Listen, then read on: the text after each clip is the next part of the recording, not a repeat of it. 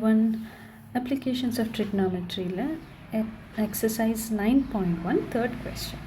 A contractor plans to install 2 slides for the children to play in a park. For the children below the age of 5 years, she prefers to have a slide whose top is at a height of 1.5 meter and is inclined at an angle of 30 degree to the ground. Whereas for elder children, she wants to have a steep slide at a height of 3 meter and inclined at an angle of 60 degree to the ground. What should be the length of the slide in each case? Okay. അപ്പം രണ്ട് സ്ലൈഡിൻ്റെ കാര്യം ഇവിടെ പറഞ്ഞിട്ടുണ്ട്. ഒന്ന് ചെറിയ കുട്ടികൾക്കും ഒന്ന് വലിയ കുട്ടികൾക്കും. ഓക്കെ. അപ്പോൾ അതിൻ്റെ ഹൈറ്റും തന്നിട്ടുണ്ട്. അപ്പോൾ ആക്ച്വലി നമുക്ക് രണ്ട് ട്രയാങ്കിൾ ഉണ്ട് ഇവിടെ. ഓക്കെ. ഒന്ന് ചെറിയ കുട്ടികളെ ഇതും ഒരു ചെറിയ കുട്ടികളെ ഹൈറ്റും തന്നിട്ടുണ്ട്, അതിൻ്റെ ആംഗിളും തന്നിട്ടുണ്ട്. പിന്നെ വലിയ കുട്ടികളതും തന്നിട്ടുണ്ട്. ഓക്കെ. നമുക്ക് അതിൻ്റെ ഹൈറ്റും ആംഗിളൊക്കെ നോക്കാം. ഇങ്ങനെയാണ് സ്ലൈഡ് ഉണ്ടാവുക. അപ്പം for the children below the age of 5 years she prefers to have a slide who stop is at a height of 1.5 meter. അപ്പോൾ അവിടെ 1.5 meter height of the slide. പിന്നെ it is inclined at an angle of 30 degree 30 degree to the ground പറഞ്ഞിട്ടുണ്ട്, അതുകൊണ്ടാണ് ഈ angle എടുത്തത്. 30 degree. Okay. Whereas for elder children she wants to have a steep slide at the height of 3 meter. കുറച്ചുകൂടി ഹൈറ്റിൽ 3 meter ആണ് വലിയ കുട്ടികൾ. പിന്നെ ഇൻക്ലൈൻഡ് അറ്റ് എൻ ആംഗിളും കുറച്ചും കൂടി സ്റ്റീപ്പാണ്, 60 degree ടു ദ ഗ്രൗണ്ട്. എന്തുകൊണ്ടാണ് നമ്മൾ മേലത്തെ ആംഗിൾ എടുക്കാത്ത ടു ദ ഗ്രൗണ്ട് എന്ന് ക്ലിയർ ആയിട്ട് പറഞ്ഞിട്ടുണ്ട് ഓരോ ആംഗിളും. ഓക്കെ. പിന്നെ അപ്പോൾ ഇതൊരു ക്ലിയർലി ഒരു റൈറ്റ് ആംഗിൾ ട്രയാങ്കിളാണ്. ട്രിഗ്നോമെട്രി റേഷ്യോസ് നമുക്ക് യൂസ് ചെയ്യാം. അപ്പോൾ എന്താ കണ്ടുപിടിക്കേണ്ടത്? What should be the length of the slide? കുട്ടികൾ ഇവിടെ ഇരുന്നിട്ടാണ് ഊരുന്നത് അല്ലേ സ്ലൈഡിൽ. അപ്പോൾ ഈ ലെങ്ത്താണ് നമുക്ക് ഓരോ കേസിലും കണ്ടുപിടിക്കേണ്ടത്.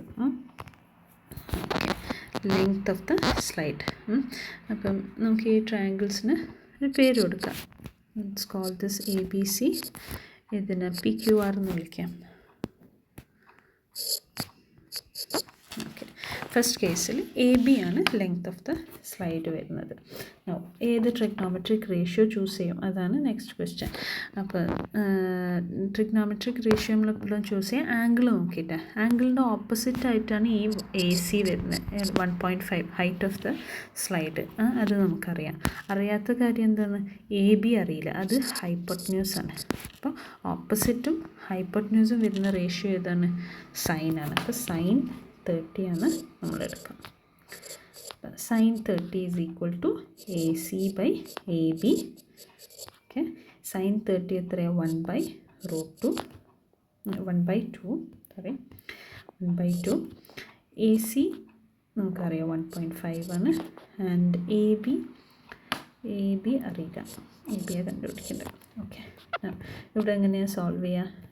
ഇതിനൊക്കെ അങ്ങോട്ടും ഇങ്ങോട്ടും ക്രോസ് മൾട്ടിപ്ലൈ ചെയ്ത പോലെ കൊടുത്താൽ മതി. ഇപ്പോൾ AB is equal to 1.5 is already there. 2 അപ്പുറത്തെ സൈഡ് പോകുമ്പോൾ ഡിവൈഡ് ബൈ 2 ഇൻറ്റു 2 ആവും. 1.5 ഇൻറ്റു 2 ഇസ് 3 meter. അപ്പോൾ AB കിട്ടി. ചെറിയ കുട്ടികളുടെ സ്ലൈഡിൻ്റെത് AB 3 meter ആണ് സ്ലൈഡിൻ്റെ ലെങ്ത്. ഇനി വലിയ കുട്ടികളുടെ സ്ലൈഡിൻ്റെ അതും നമുക്ക് സെയിം ട്രിഗ്നോമെട്രിക് റേഷ്യോ തന്നെ യൂസ് ചെയ്യാം. ബിക്കോസ് അതും ഓപ്പോസിറ്റ് സൈഡും അറിയാം, ഹൈപ്പോട്ടന്യൂസ് ആണ് കണ്ടുപിടിക്കേണ്ടത്. അപ്പോൾ ഇവിടെ സൈൻ 60 എടുക്കാം. ബിക്കോസ് ഇവിടുത്തെ ആംഗിൾ എത്രയാണ്? 60 ആണ്.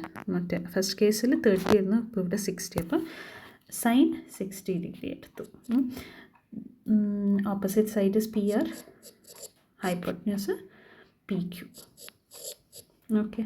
ഇനി സബ്സ്റ്റിറ്റ്യൂട്ട് ചെയ്യുക വാല്യൂസ്. സൈൻ 60 എന്താ? 1/2 √3/2 ആണ് സൈൻ 60ൻ്റെ വാല്യൂ. ഓക്കെ. ഇനി PR നമുക്കറിയുന്നത് 3 meter ആൻഡ് PQ അറിയാത്ത സംഭവം. ഓക്കെ. ഇതിനെ സിംപ്ലിഫൈ ചെയ്യുമ്പോൾ എന്താക്കും? PQ is equal to PQ അങ്ങോട്ടേക്ക് പോയി 2 ഇവിടെ മേലേക്ക് വരും, √3 താഴേക്കും വരും. ഓക്കെ.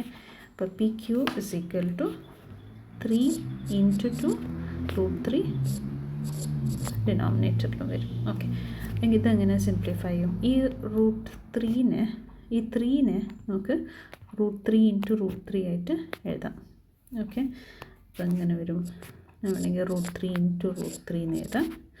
And × 2 divided by √3. അപ്പോൾ എന്തായി? ഒരു √3 ക്യാൻസൽ ചെയ്തു. അപ്പോൾ ആൻസർ വരിക 2√3 ആണ് മീറ്റർ. അപ്പോൾ this is the length of the slide for elder children. 2 കേസായിട്ട് കണ്ടുപിടിക്കാം. ഓക്കെ, മനസ്സിലായെങ്കിൽ ലൈക്ക് ചെയ്യാം കേട്ടോ. Okay, thank U.